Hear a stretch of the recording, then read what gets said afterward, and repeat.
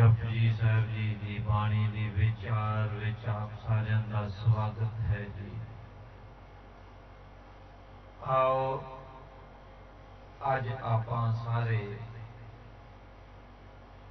जप बाणी की 20वीं पौड़ी नूं समझण की कोशिश करिए। प्रभु साडे सारिਆਂ ते बख्शिश करन, कृपा करन, गुरु की सिक्ख्या नूं आपां अपने जीवन दे विच धारण कर सकीए। पिछलियां 4 पौड़ियां 16वीं 17वीं 18वीं ते 19वीं दे विच गुरु साहब ने मनुख दे चंगे ते मंदे कम्मां बारे, कुदरत दे अणगिणत नावां ते थावां बारे और अल्फाजां दा अखरां दा साडे जीवन विच की महत्ता है, ज्ञान हासिल करन विच की भूमिका है, इस बारे समझाया। जे देखिया और समझिया जावे तां ये पूरी दी पूरी सृष्टि एक अनुशासन, एक डिसिप्लिन दे विच बजी हुई है और इस रचना दी हर छह, हर चीज एक नियम दे विच बजी हुई है। जिवें आपां फुल देख लीए, फुलां दी बहार, वर्षा ऋतु, मौसम का नियम, ये सब एक नियम दे विच बजे हुए हैं। जानवर, पंछी, दरिया, नदियां, समुंदर, हवावां, पानी, धरती, पताल, सब निजमत ने, सब एक अनुशासन दे विच परमात्मा ने पैदा किए हुए हैं। प्यारिओ, इसे ही तरह मनुख नाम का एक प्राणी जिसका प्रभु रचना दे विच सब तो वध बौद्धिक पदर है, इसकी चेतना सारिया ही जूना दे नालों वध विकसित है।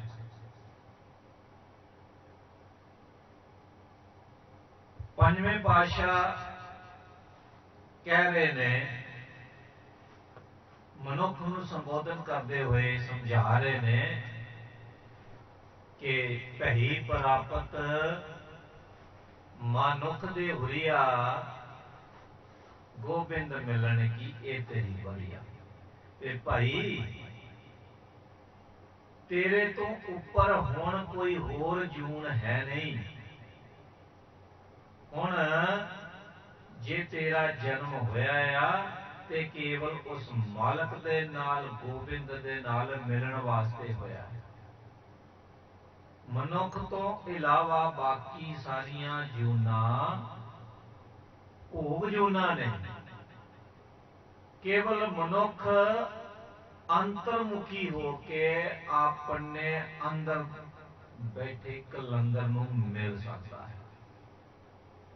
सो प्यारिओ, 20वीं पौड़ी दे विच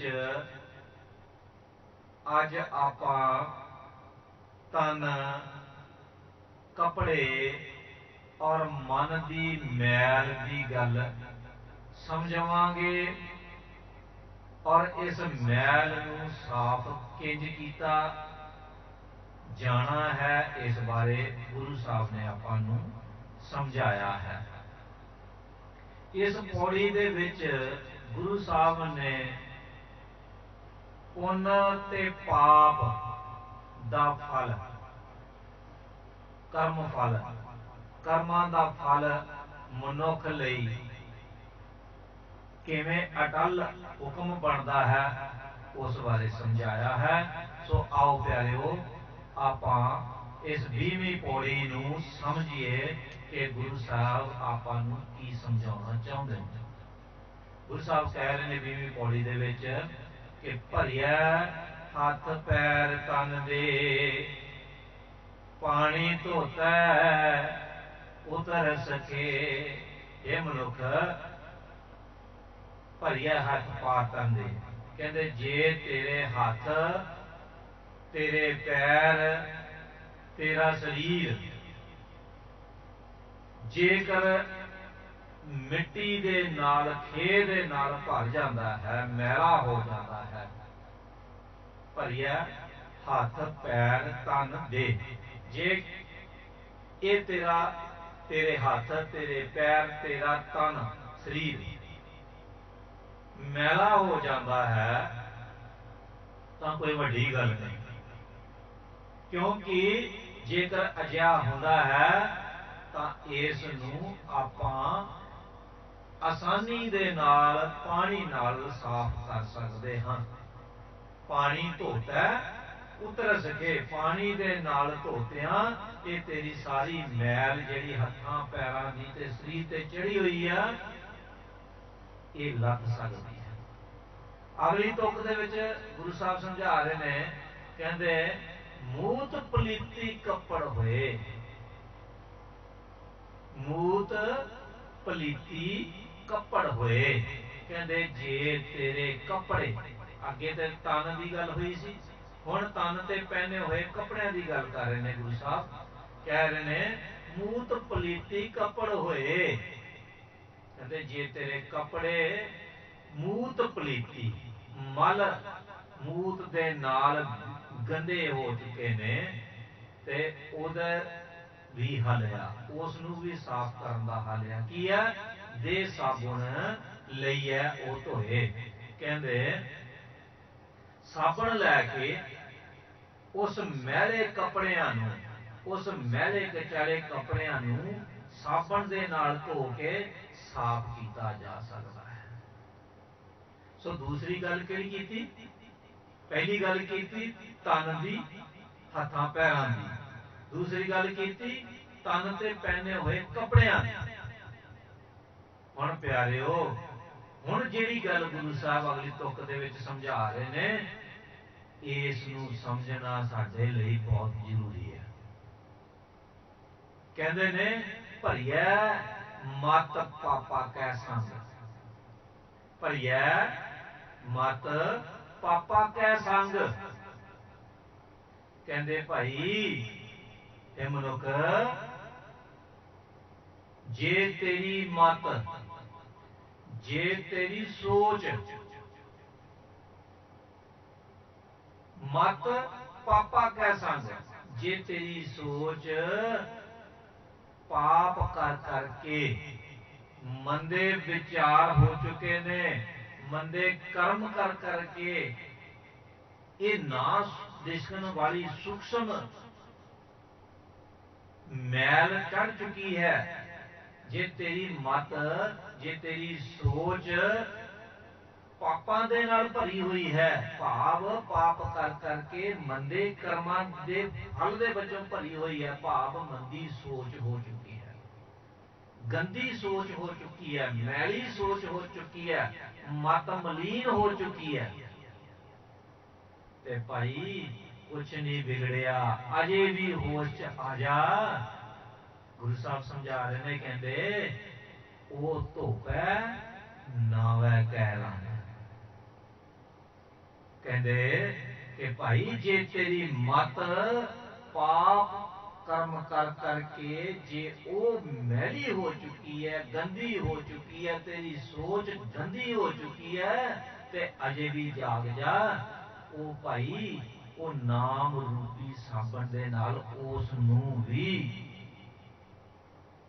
साफ किया जा सकता है। वो तो पै नाम है कह रंग, नाम रूपी साबन दे नाल जुड़िया, नाम दे रंग दे नाल इस मैल नूं भी साफ किया जा सकता है।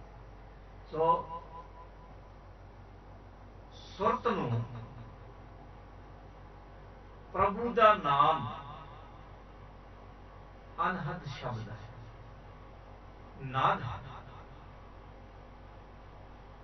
परमात्मा ब्रह्ममयी है। और इस अनहद शब्द की उपज ब्रह्म दे विच होई है। सुरत नूं आपां अनहद शब्द दे नाल जदों जोड़दे हां ते उस नाम खुमारी नानका चढ़ी रहे दिन रात, वो अवस्था पैदा होती है, खुमारी दे विच जाने। और वो अनहद शब्द सुरत नूं ब्रह्म दे विच प्रवेश करवाउंदा है, जिस नूं आपां दसम द्वार खुल जाना कहते हैं।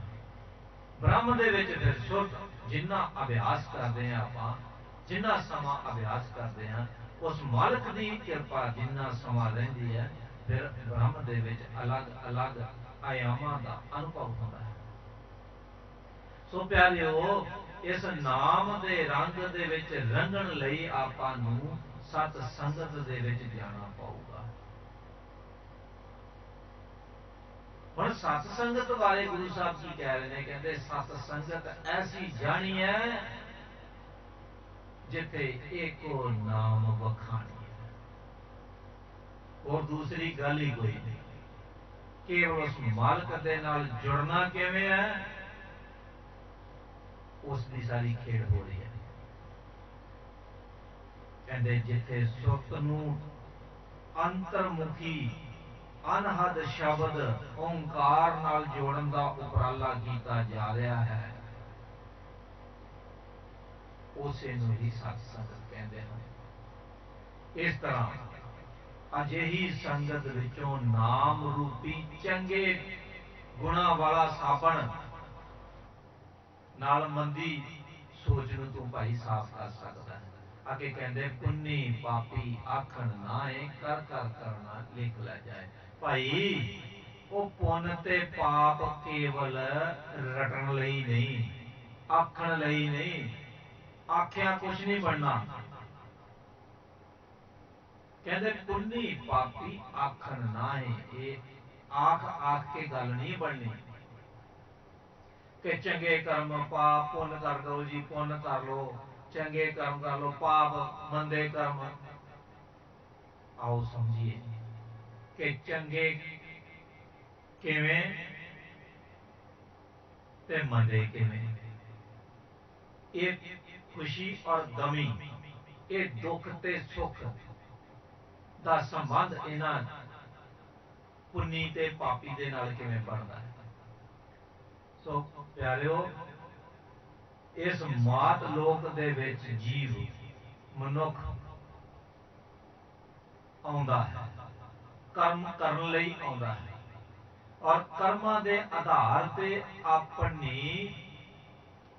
आत्मा नूं अपग्रेड करता है, अपनी सुरत नूं उपर चुकदा है। जिवें जिवें सुरत ब्रह्म दे विच प्रवेश करती है, ब्रह्म च जाती है, ब्रह्म दे विच अनुभव करती है, उवें उवें अपनी ये आत्मा भी अपग्रेड होती है। ये मात लोक कर्मा संदला खेत है। अपने चंगे जां मंदे कर्मां दी कमाई करके मनुख अपनी आत्मिक अवस्था नूं उच्चा जां नीवा करके इत्थों जाता है। और वो कीते कर्मां दे आधार ते ही साडा अगला जीवन, अगला सफर तय किया जाता है। ਗੁਰੂ ਨਾਨਕ ਪਾਤਸ਼ਾਹ ਕਹਿ ਰਹੇ ਨੇ ਇਸੇ ਜਪਜੀ ਸਾਹਿਬ ਦੇ ਵਿੱਚ, ਅੱਗੇ ਜਾ ਕੇ ਆਪਾਂ ਪੜਾਂਗੇ, ਕਰਮੀ ਆਪੋ ਆਪਣੀ ਕੋ ਨੇੜੇ ਕੋ ਦੂਰ, ਜਿਨੀ ਨਾਮ ਤੇ ਆਇਆ ਗਏ ਮਸ਼ਕਤ ਘਾਲ, ਨਾਨਕ ਤੇ ਮੁਖ ਉਜਲੇ ਕੀਤੀ ਛੁੱਟੀ ਨਾਲ। ਸੋ ਪਿਆਰਿਓ, ਮਸ਼ਕਤ ਕੀ ਹੈ? ਉਹਨਾਂ ਦੀ, ਚੰਗੇ ਕਰਮਾਂ ਦੀ, ਸਤ ਸੰਗਤ ਦੇ ਵਿੱਚ ਜਾਣ ਦੀ, ਆਪਣੀ ਮਤ ਨੂੰ ਉੱਚਾ ਚੁੱਕਣ ਦੀ, ਉੱਚਾ ਔਰ ਸੁੱਚਾ ਕਰਨ ਦੀ।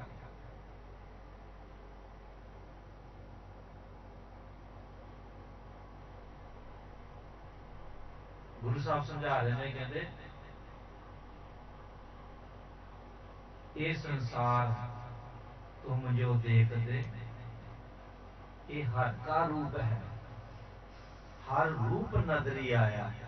ਐਡੀ ਉੱਚੀ ਸੋਚ ਚੱਕਣੀ ਪਊਗੀ, ਮਤ ਚੱਕਣੀ ਪਊਗੀ, ਸਮਝ ਸੁਰਤ ਚੱਕਣੀ ਪਊਗੀ ਕਿ ਇਹ ਜੋ ਸਾਰਾ ਬ੍ਰਹਮ ਦਾ ਆ, ਇਹਦੇ ਵਿੱਚੋਂ ਬ੍ਰਹਮ ਨਜ਼ਰ ਆਉਣਾ ਸ਼ੁਰੂ ਹੋ ਜਾਏ। ਮੰਦੇ ਖੋਜ ਦਿਲ ਹਰ ਰੋਜ਼, ਨਾ ਫਿਰ ਪਰੇਸ਼ਾਨੀ ਮਾਹੇ। ਇਹ ਜੋ ਦੁਨੀਆ ਸ਼ਹਿਰ ਮੇਲਾ ਦਸਤਗੀਰੀ ਨਾ ਹੈ, ਇਹਨੂੰ ਪਕੜਨ ਦੀ ਕੋਸ਼ਿਸ਼ ਨਾ ਕਰ। ਇਹ ਅੱਜ ਤੱਕ ਕਿਸੇ ਦੇ ਹੱਥ ਨਹੀਂ ਆਈ ਤੇ ਤੇਰੇ ਵੀ ਹੱਥ ਨਹੀਂ ਆਣੀ ਪਿਆਰਿਆ। ਸੋ ਪੁੰਨੀ ਪਾਪੀ ਆਖਣ ਨਾਏ, ਕਰ ਕਰ ਕਰਨਾ ਲਿਖ ਲੈ ਜਾਏ। ਭਾਈ ਆਪਣੇ ਕਰਮਾਂ ਪ੍ਰਤੀ ਹੋਸ਼ ਚ ਆ ਜਾ। ਨਾਨਕ ਹੁਕਮੀ ਆਵੋ ਜਾ। ਕਹਿੰਦੇ ਇਹ ਜਿਹੜਾ ਤੇਰਾ ਕਰਮ ਹੈ, ਜੋ ਤੂੰ ਕਰਮ ਕਰੇਗਾ, ਕਿਵੇਂ ਦਾ ਕਰਮ ਕਰੇਗਾ, ਚੰਗਾ ਕਰਮ ਕਰੇਗਾ ਤੇ ਚੰਗਾ ਫਲ ਮਿਲੇਗਾ। ਔਰ ਚੰਗਾ ਫਲ ਉਹ ਤੇਰੇ ਮਸਤਕ ਦਾ ਭਾਗ ਬਣ ਜਾਣਾ। ਤੇਰੇ ਕਰਮਾਂ ਦੇ ਆਧਾਰਿਤ ਉਹ ਤੇਰਾ ਮਸਤਕ ਭਾਗ ਬਣ ਜਾਣਾ। ਮੰਦਾ ਕਰਮ ਤੇ ਉਹਦਾ ਮੰਦਾ ਫਲ ਮਿਲਣਾ, ਔਰ ਉਸ ਫਲ ਦੇ ਮੁਤਾਬਕ ਉਹ ਤੇਰਾ ਮਸਤਕ ਦਾ ਭਾਗ ਬਣ ਜਾਣਾ। ਨਾਨਕ ਹੁਕਮ ਹੀ ਆਵੋ ਜਾਓ। ਕਹਿੰਦੇ ਇਹ ਜਿਹੜਾ ਫਿਰ ਹੁਕਮ ਬਣਨਾ ਹੈ ਨਾ, ਇਹ ਤੇਰੇ ਕਰਮਾਂ ਦੇ ਆਧਾਰ ਤੇ ਜੋ ਹੁਕਮ ਬਣਨਾ ਹੈ ਨਾ, ਜਿਹੜਾ ਫਲ ਆ ਕਰਮਾਂ ਦਾ ਫਲ ਆ, ਉਹੀ ਤੇਰੇ ਲਈ ਹੁਕਮ ਬਣਨਾ। ਸੋ ਪਿਆਰਿਓ, ਇਹ ਹੁਕਮ ਦੇ ਆਧਾਰ ਤੇ ਮਨੁੱਖ ਇਸ ਮਾਤ ਲੋਕ ਦੇ ਵਿੱਚ ਆ ਰਿਹਾ ਤੇ ਜਾ ਰਿਹਾ, ਆ ਰਿਹਾ ਤੇ ਜਾ ਰਿਹਾ। ਬਾਰ ਬਾਰ ਬੱਚੇ ਪੈਦਾ ਕੀਤੇ ਜਾ ਰਹੇ ਨੇ, ਬਾਰ ਬਾਰ ਮਕਾਨ ਬਣਾਏ ਜਾ ਰਹੇ ਨੇ, ਬਾਰ ਬਾਰ ਪ੍ਰਾਪਰਟੀਆਂ ਇਕੱਠੀਆਂ ਕਰਨ ਦਾ ਉਪਰਾਲਾ ਕੀਤਾ ਜਾ ਰਿਹਾ। ਔਰ ਲਾਸਟ ਸਾਹਾਂ ਤੇ ਪਿਆਰਿਓ, ਸਭ ਕੁਝ ਇੱਥੇ ਛੱਡ ਕੇ, ਇਹ ਜੀਵਨ ਨੂੰ ਹਾਰ ਕੇ, ਆਪਣੇ ਮਕਸਦ ਦੇ ਵਿੱਚ ਫੇਲ ਹੋ ਕੇ ਮਨੁੱਖ ਇੱਥੋਂ ਜਾ ਰਿਹਾ ਤੇ ਆ ਰਿਹਾ। ਸੋ ਪਿਆਰਿਓ, ਇਸ 20ਵੀਂ ਪੌੜੀ ਦੇ ਵਿੱਚ ਗੁਰੂ ਨਾਨਕ ਪਾਤਸ਼ਾਹ ਨੇ ਆਪਾਂ ਨੂੰ ਆਪਣੀ ਮਤ ਨੂੰ ਕਿਵੇਂ ਸਾਫ਼ ਕਰਨਾ ਹੈ, ਕਿਵੇਂ ਉੱਚੀ ਤੇ ਸੁੱਚੀ ਕਰਨਾ ਹੈ, ਉਸ ਬਾਰੇ ਸਮਝਾਇਆ। ਆਪਣੇ ਕਰਮਾਂ ਪ੍ਰਤੀ ਕਿਵੇਂ ਹੋਸ਼ ਚ ਰਹਿਣਾ, ਉਸ ਬਾਰੇ ਸਮਝਾਇਆ। ਕੇਵਲ ਆਖਣ ਦੀ ਕਹਿੰਦੇ ਗੱਲ ਨਹੀਂ, ਪੁੰਨ ਤੇ ਪਾਪ ਦੀ। ਇਹ ਸਭ ਆਪਣੇ ਕਰਮਾਂ ਦੇ ਆਧਾਰ ਤੇ ਹੁਕਮ ਬਣਦਾ। ਤੇ ਪਿਆਰਿਆ, ਇਸੇ ਹੀ ਹੁਕਮ ਦੇ ਆਧਾਰ ਤੇ ਤੂੰ ਇਸ ਮਾਤ ਲੋਕ ਦੇ ਵਿੱਚ ਕਰਮਾਂ ਸੰਧਲਾ ਖੇਤ ਦੇ ਵਿੱਚ ਬਾਰ-ਬਾਰ ਆ ਜਾ ਰਿਹਾ। ਸੋ ਅਗਰ ਆਪਾਂ ਇਸ ਆਵਾਗਮਨ ਤੋਂ ਛੁਟਕਾਰਾ ਪਾਉਣਾ ਚਾਹੁੰਦੇ ਹਾਂ ਤੇ ਗੁਰੂ ਸਾਹਿਬ ਦੀ ਸਿੱਖਿਆ ਦੇ ਅਨੁਸਾਰ ਪਿਆਰਿਓ, ਆਪਣੇ ਕਰਮਾਂ ਪ੍ਰਤੀ ਹੋਸ਼ ਆ ਜਾਈਏ। ਆਪਣੇ ਅੰਦਰ ਪੈਦਾ ਹੋ ਰਹੇ ਫੁਰਨਿਆਂ ਪ੍ਰਤੀ ਹੋਸ਼ ਵਿੱਚ ਆ ਜਾਈਏ। ਆਪਣੇ ਮਤ ਨੂੰ ਲੱਗੀ ਹੋਈ ਮੈਲ ਨੂੰ ਸਮਝ ਲਈਏ।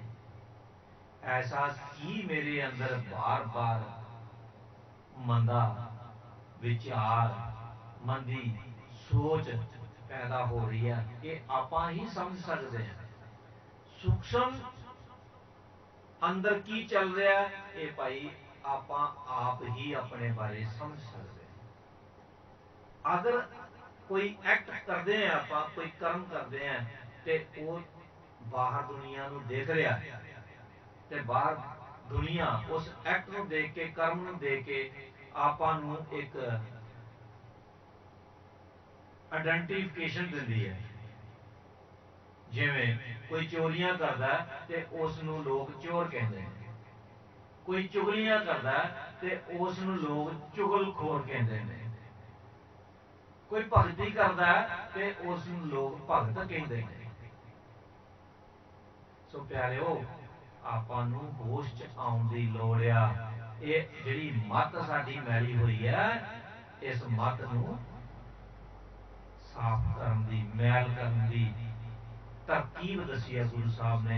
सत संगत दे विच भाई जाया करो, साधुआं दी, संतां दी, महापुरुषां दी संगत करया करो।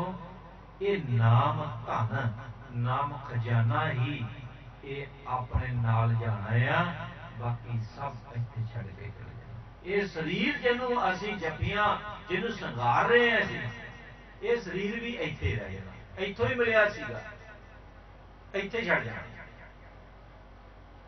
सो प्यारिओ, जे शरीर इत्थे रह जाना ते इस शरीर नाल जुड़ी हर शय, हर जायदाद वो भी इत्थे ही रह जानी है। जे शरीर अपना नहीं तो वह अपनी कितों होगी। ठीक है, परमात्मा ने इस जीवन नूं समूथली जीवन लई आपां नूं ये सहूलत के तौर पर दिती है, इसनूं इंजॉय करो। पर केवल इहदे लई ही जीवना नहीं, इसनूं पकड़ना बनाओ। मालक का शुक्र करो और इस तुहानूं परमात्मा ने बख्शी हुई जायदाद दातां दा नूं इंजॉय करो, पर सुरत उस मालक वाल रहनी चाहिए है। सो प्यारिओ, 20वीं पौड़ी भी अज आपां इन्नी की ही विचार समझ लईए। मालक सच्चे पातशाह कृपा करन। दास तो विचार करते हैं बेअंत गलतियां भुलां चुकां हो गई होणगियां।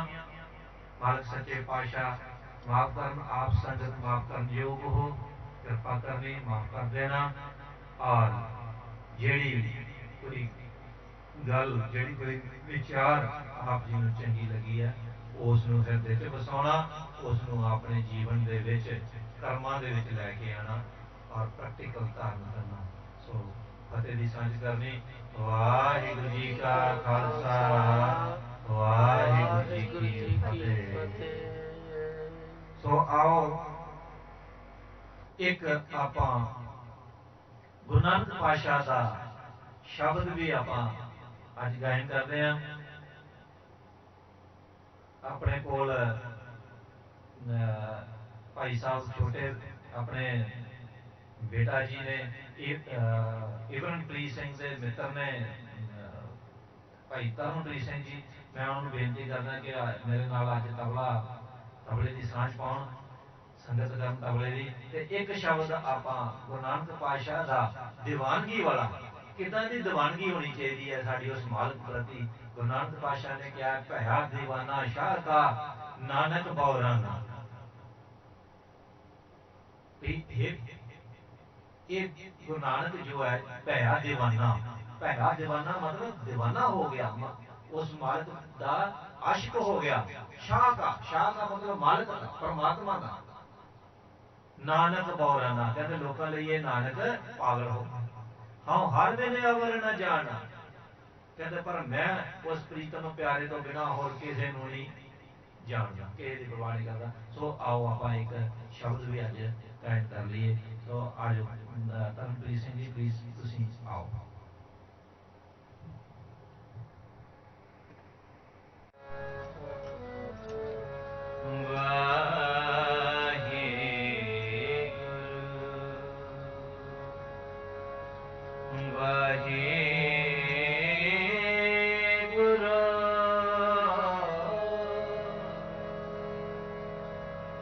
ऐसे गुर को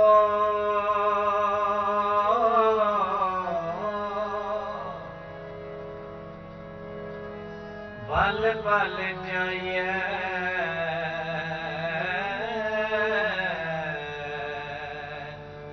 बल बल जाइए आप मुकत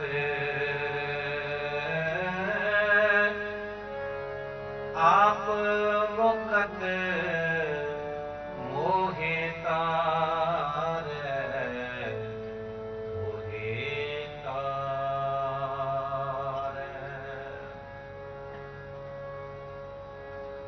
आनंद गुणी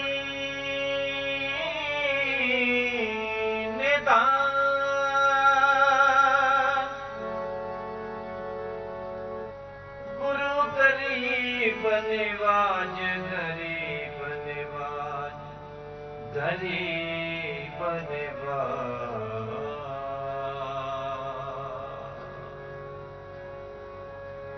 भया दीवाना शादा शादा शादा भया दीवाना शादा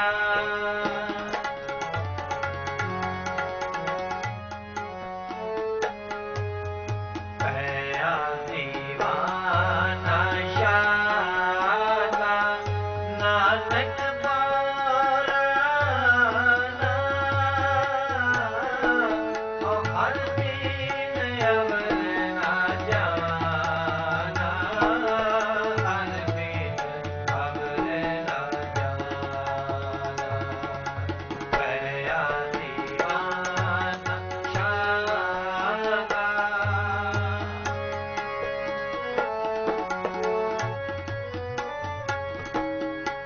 कोई आखे पूतना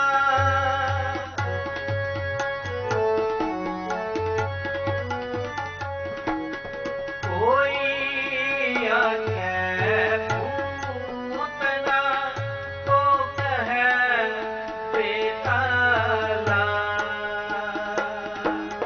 कोई आखे आदमी नानक बेचारा भया दीवाना शादा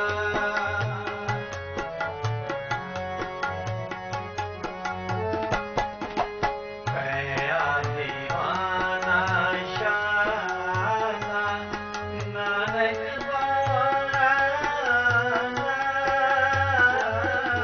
ओ हर दिन अवर ना जाना हर दिन अवर ना जाना भया दीवाना शादा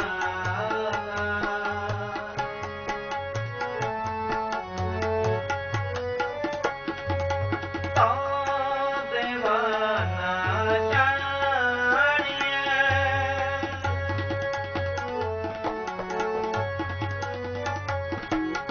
तो दीवाना जानिए जब दीवाना होए एक ही साहिब बारा तुझा अमर ना जाने कोई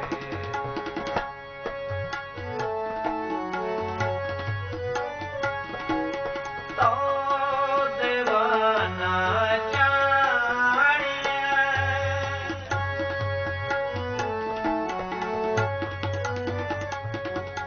तो दीवाना जानिए जा एका कार गवाए हुक्म पछाण असन का तुझी अवर सियाणप पाए भया दीवाना शादा